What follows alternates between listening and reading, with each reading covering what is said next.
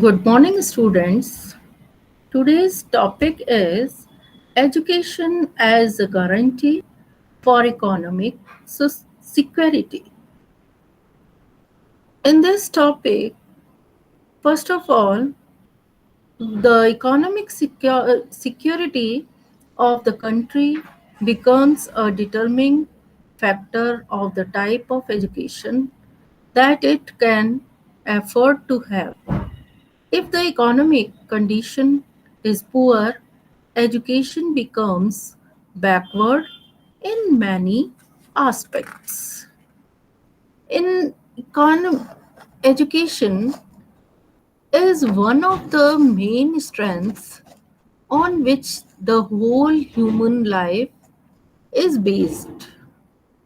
Each nation's success and growth resets solidly on the strength of its labor force.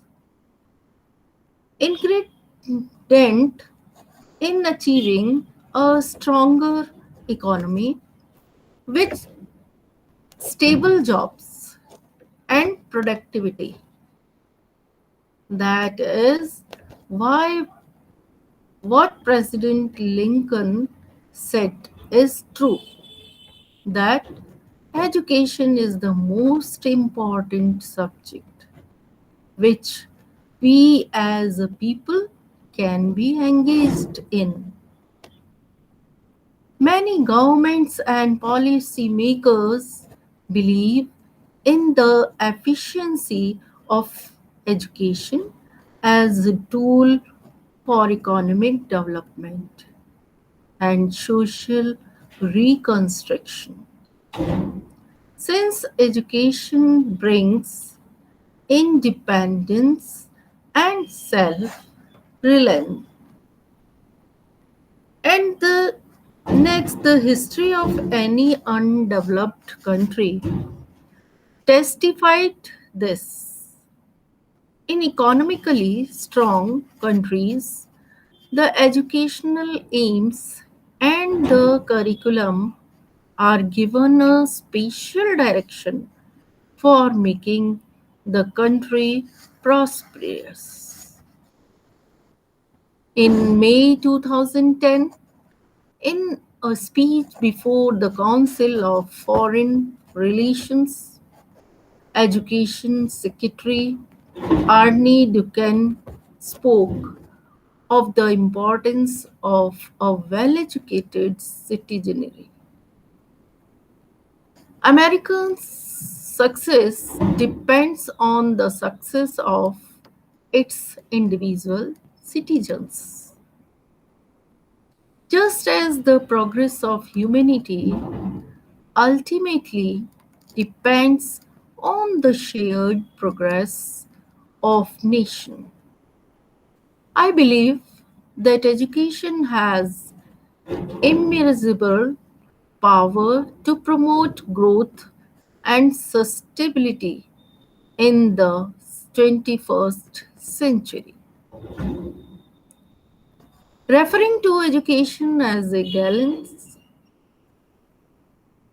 Andorra Veshalis, European Commissioner for Education, Cultural Multilingualism and Youth, said the report provides individual evidence and data for policymakers. Its findings underline the importance of our Europe 2020 targets to reduce early school living and boosts university education, both in terms of increasing guaran- graduate numbers and equality. 35% of jobs in the EU will require higher level qualification by 2020.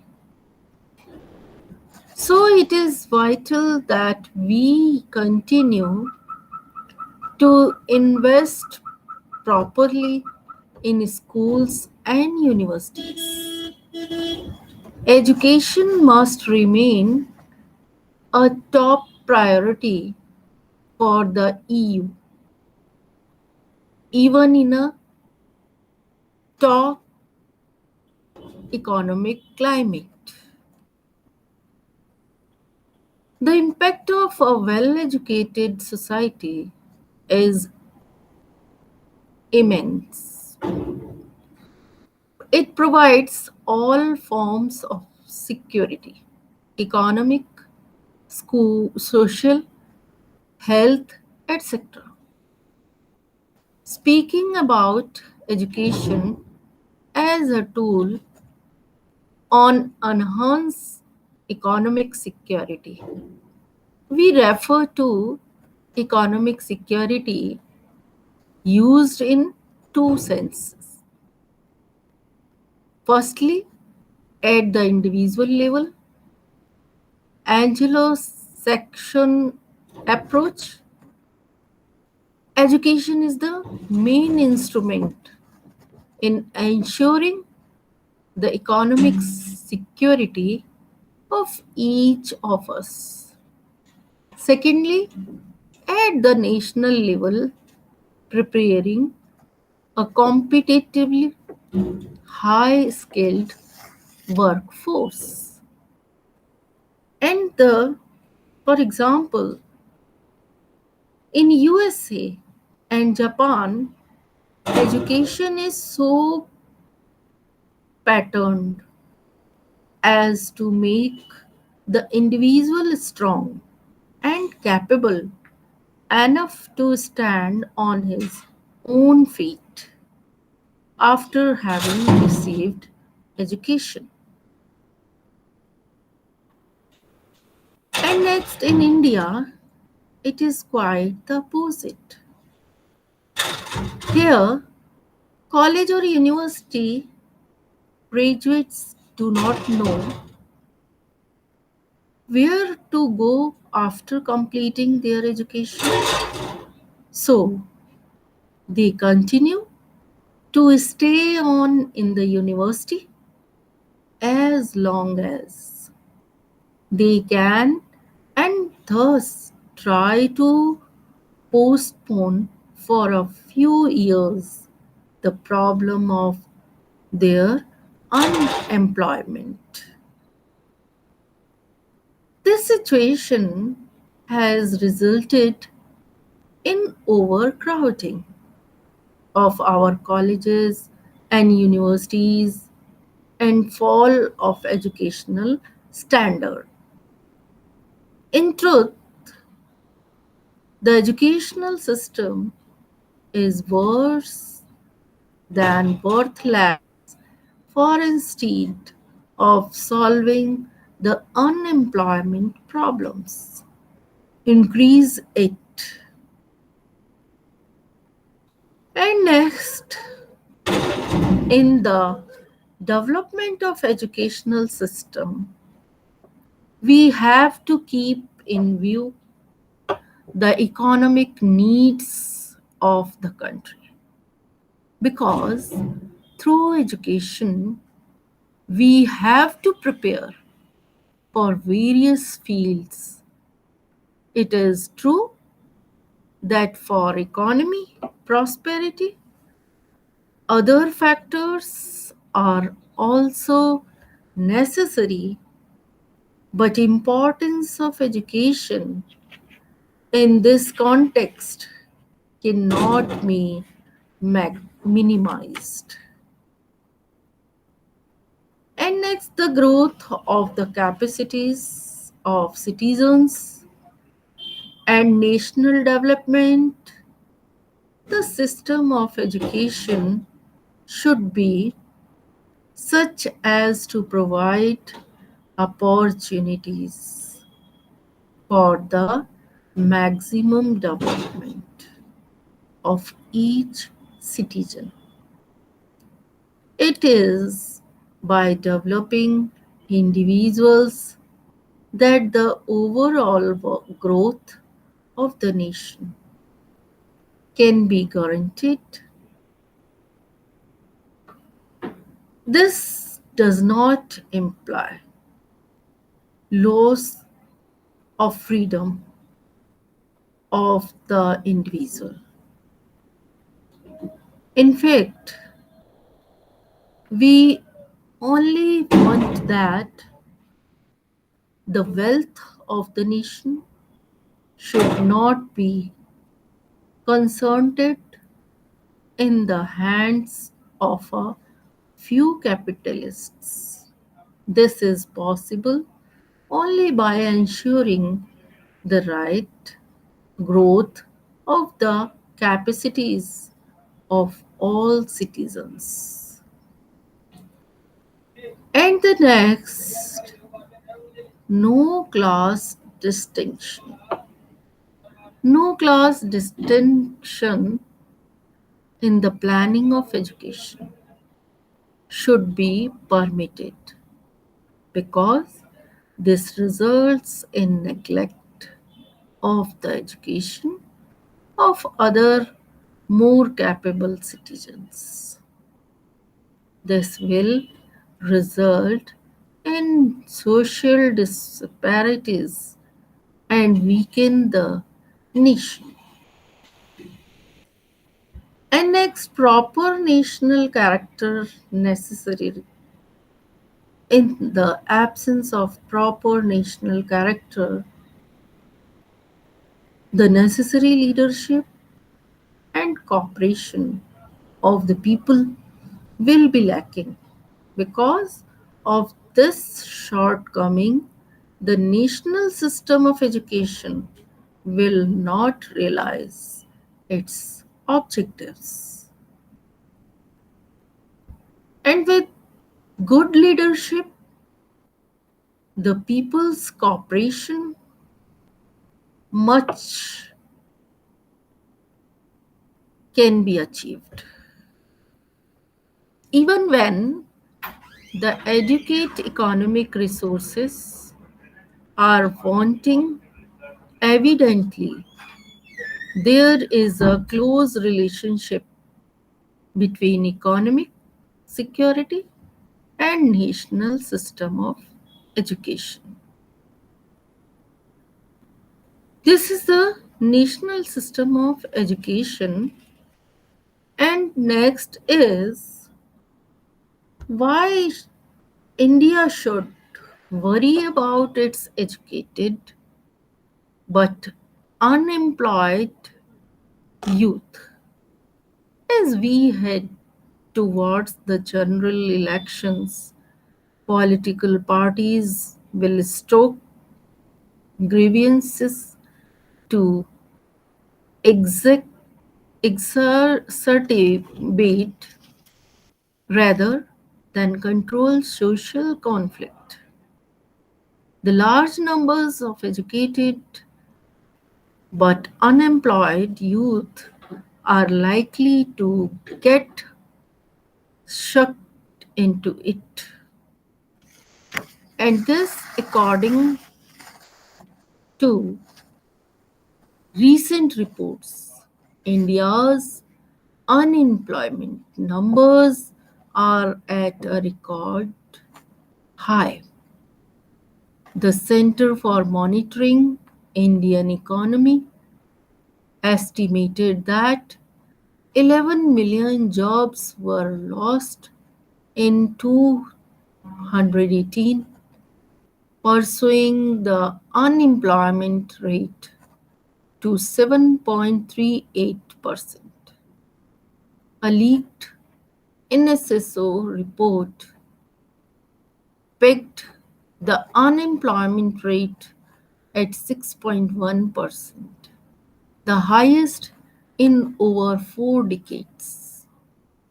After first trying to prevent the numbers from becoming public, the government challenged their accuracy. If the economy is growing at 12%, nominal growth for the last 5 years. It would be an economic absurdity to say that such a large economic growth, the highest in the world, does not lead to the creation of jobs. If no job creation takes place, then there is social unrest. This has been a peace period where no major social agitation has been witnessed in the last 5 years. And next is violent social conflict. Violent social conflict. The unemployment problem is affecting large number of young people and growing number of those who have attended school. According to the recent released annual status of education report 97% of children in the group of 6 to 14 years are now enrolled in school. Many of those who attended school have gone on to obtain college degrees. And the world social conflict is by invoke the work of Gunnar Hanson, for whom a nation's youth bloc, that is, a period of rapid demographic growth, because of which 30-40% of all males are aged 15 to 29, can trigger wider, widespread social conflict, especially when fairly large numbers of young people are educated and unable to secure jobs. In a similar vein, Jack Goldstone has identified an expanding population of higher educated youth facing limited opportunities to obtain allied political and economic positions as one of the key conditions for violent social conflict. Writing about select West Asian countries, Branger Leah attribute the growth in university education to the rise in numbers of educated youth who were not abroad in the labor market and become available for recruitment by radical and violent organizations. At the same time, it is believed that education may help mitigate the potential for widespread social conflict. Which of these two likely scenarios is in store for India, or is it something in between? And next, India's case. India's case, as countries such as India develop economy economically, a large share of the young population beings to attend schools and colleges.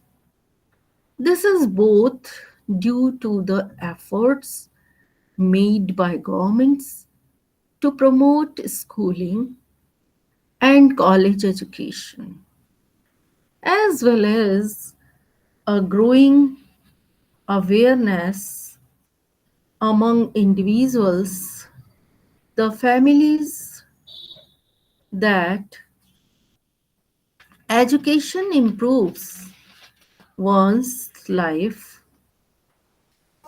chances,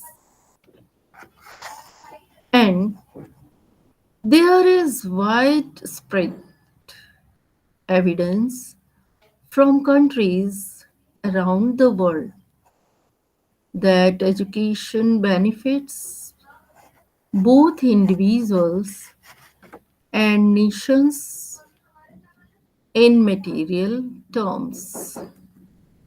Most Indians believe in the benefits of education, which is why one survey found 71% of them to be willing to even borrow money from the education of their children. In theory, college education in particular improves employment prospectors.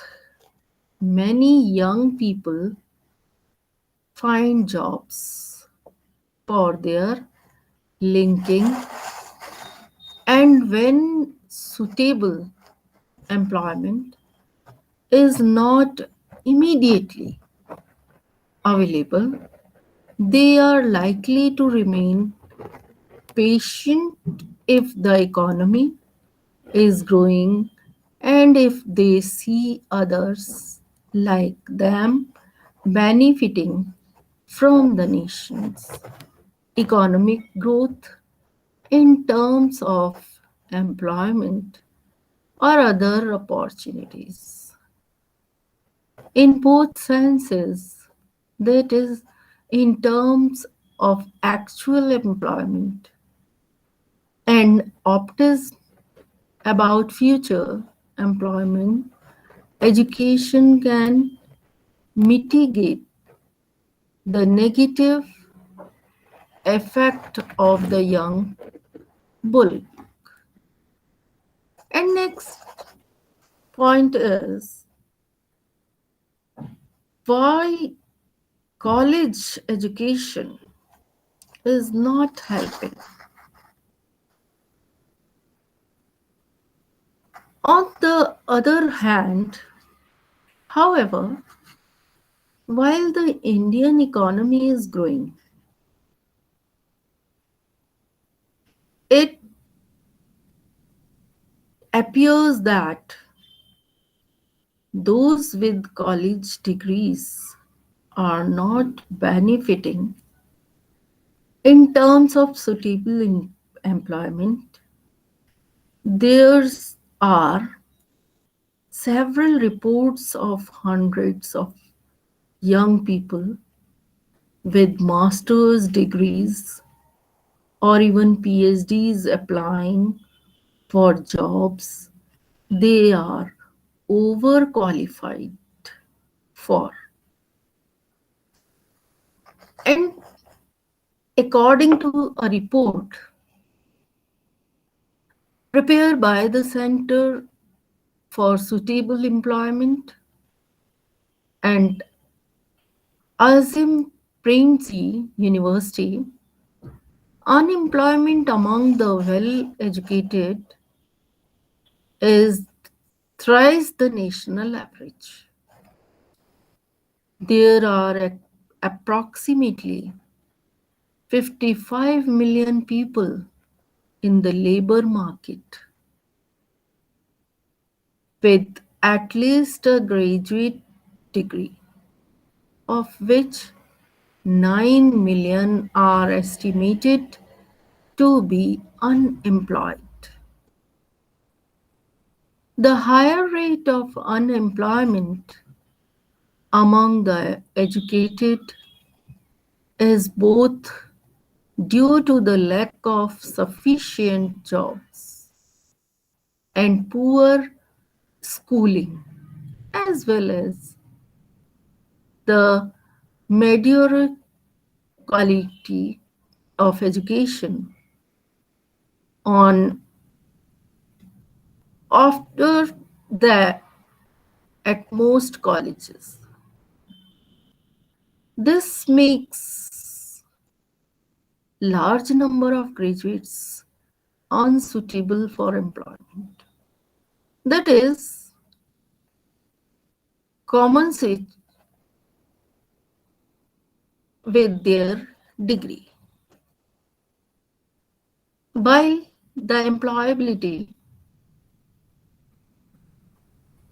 rates of college students have improved over the year, it remains under 50% and as low as 30% for graduates in arts and commerce.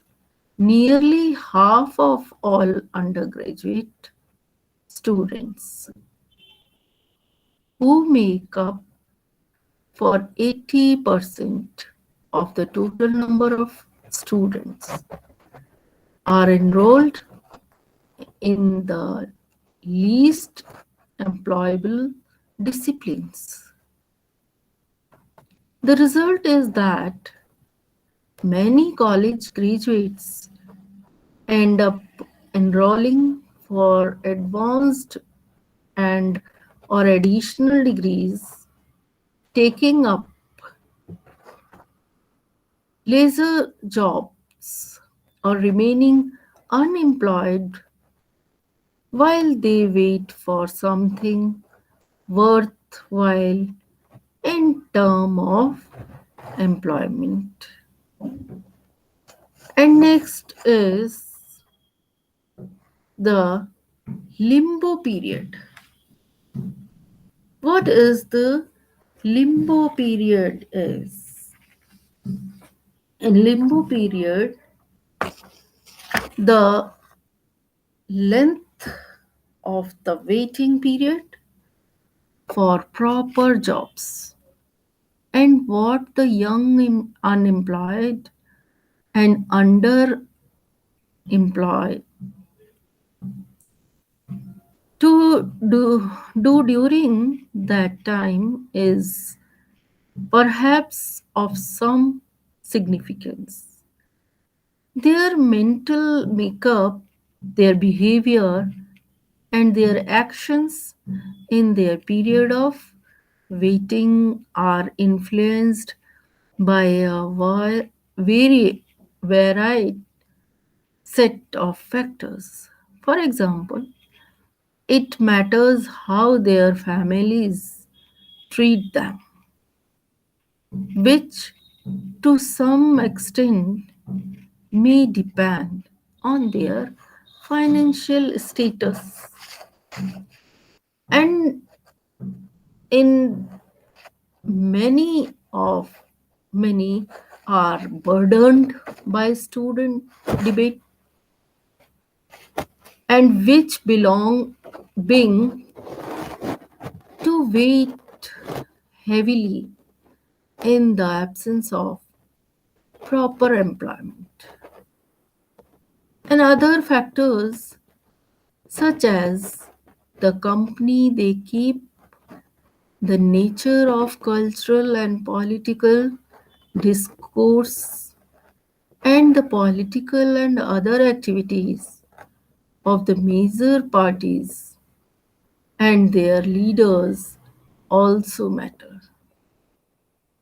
This brings us back to the negative effect of a college education because people believe that education opens doors that would otherwise remain closed. Those with education and certainly those with college degrees have relatively high expectations about their employment prospectus.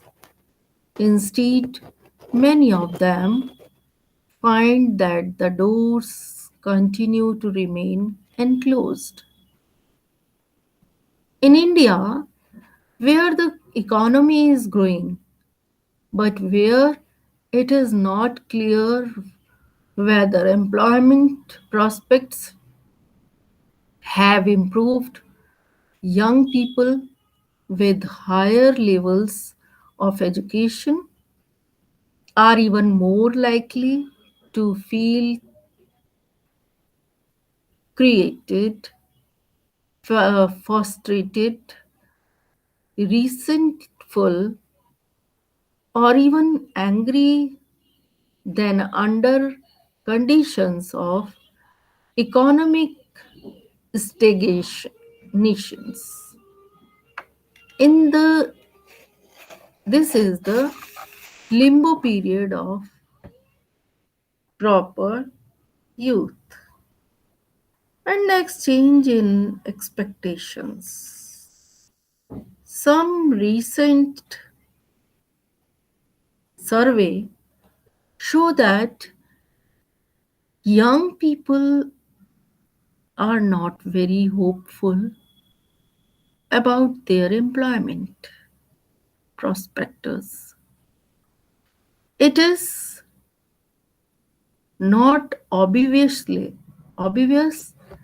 whether their frustrations or anger will simply translate into votes against the government, anti government protests, or something else, and more. And this changes expectations is what is clear is that the unemployment and underemployment become available as a resource for political parties and other organizations which are looking to mobilize, mobilize larger numbers of people for one reason or another, whether for anti or pro government protects, ethnic mobili- mobilization, or something else.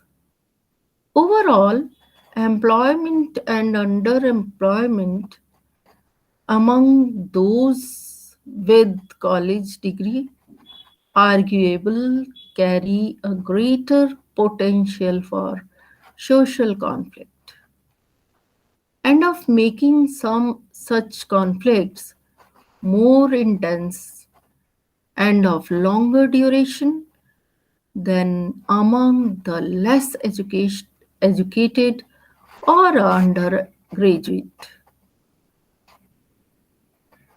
Uneducated because of their higher expectations. In India, where differences based or on ethnicity, including caste, language, or reasons, remain relevant and quite defined, perhaps more than class differences. The resentment and anger of young college educated people may rather than turn against the government or the state, instead, the turn against communities or social groups they perceive and privileged or as benefiting from government policies or even the status including reservations, and these are the change in expectations. And next is the conclusion. Conclusion is the policy makers must learn from the past and frame such regulations so as to move the economy forward. Such policies will accelerate growth, make the system sustainable, and mitigate poverty. In this conclusion, the strategy for combating poverty must reset on sustained rapid growth that focus on unemployment and making anti-poverty programs effective. Sustained rapid growth workers by creating jobs that pay real wages. It will directly control poverty, and secondly, it will lead to growth in government revenues. The income of poor residing in rural areas depend on agricultural growth. It is recommended to raise productivity in agriculture, giving appropriate prices to farmers, helping small and marginal farmers by reforming tenancy laws and bringing quick relief to farmers in time of natural disasters. The ultimate effort should be to ensure that the families become capable of earning and sustaining above poverty level income within few years. Thus, education can be an indirect and long term measure to reduce poverty and promote sustainability. Effective educational programs at primary, secondary, and territory level will lead to human capital formation. This human capital will be trained, skilled, and productive with knowledge, moving the national economy towards the rise. As very empathy street start in UNESCO's 2014 report, sustainable development begins with education. Accessible quality education is essential to achieving all of the goals. including poverty. By increasing income, offering better livelihoods, and reducing chronic poverty. In this conclusion, first of all, crisis cause the challenges are characteristics of mankind. World change is a continuous and unpredictable process. Uncertainty is inevitable. Sure, humankind requires simplicity and certainty because, in such conditions, it is easier to face contemporary challenges. But the society is in an unclear and unstable environment. It is more than clear that the more funding alone will not meet the educational challenges that almost all Europe faces nowa- nowadays. And but at the same time, there is a clear perspective that there are a lot of funding gaps in the current educational system. And educational money will bring benefit eh, in certain areas. And next, education is the best instrument to mitigate unemployment challenges. And next, people with third level education and those that process competitive knowledge adopt more successfully to a rapidly changing environment. And the whole world is recovering slowly from the economic crisis. The main instruments being productivity, innovation, investment, and trade, not yet at full steam.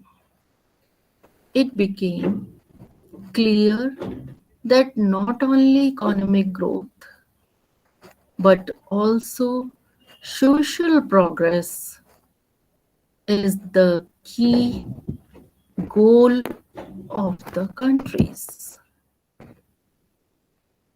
This is the topic we discuss in this time. And the last is the topic is the references is there. This references is help in more study in this topic now. At the end of this topic, some multiple type questions is there.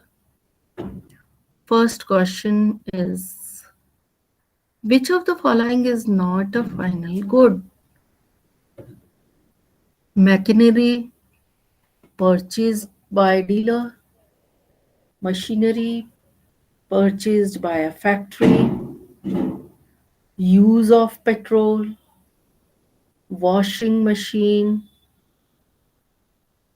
The answer is machinery purchased by dealer. This is the answer of this question. And next question is, which of following is not a part of national income? Depreciation, net factor income, from abroad, operating surplus, mixed income, or the what is the answer? The answer is depreciation.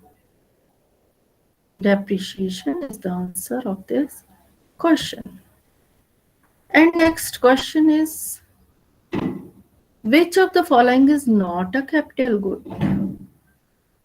Use of machine tools, raw material, advocate services, heavy machinery. What is the answer of this question? The answer of this question is advocates servicing. And next question is, which of the following is not an intermediate goods? Wheat, gold, service of doctor, sand, and bricks. Answer is, this question is service of doctor. Service of doctor is not an intermediate goods. And next question is,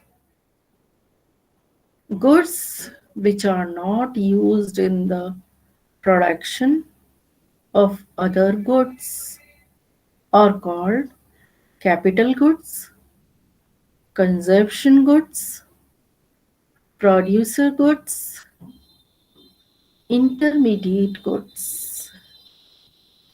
Answer is consumption goods.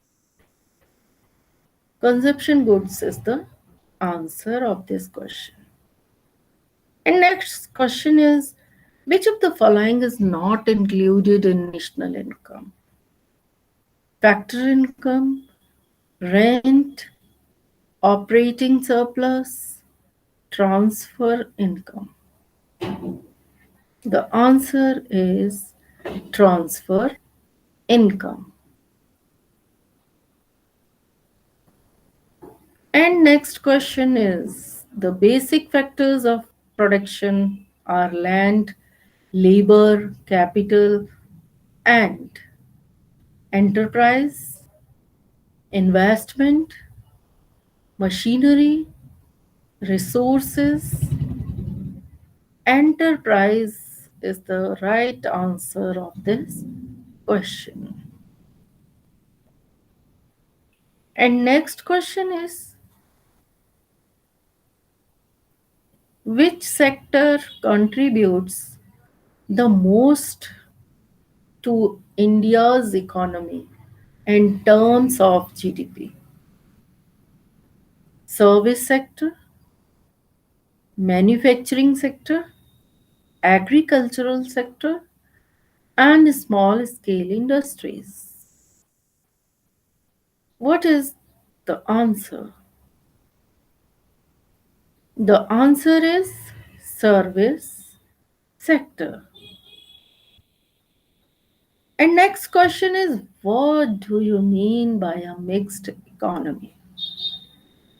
Modern and traditional industries, public and private sectors, foreign and democratic investments, commercial and subsistence farming. What is the answer? Answer is public and private sectors. And the last question of this topic is, in economics, a good is something which.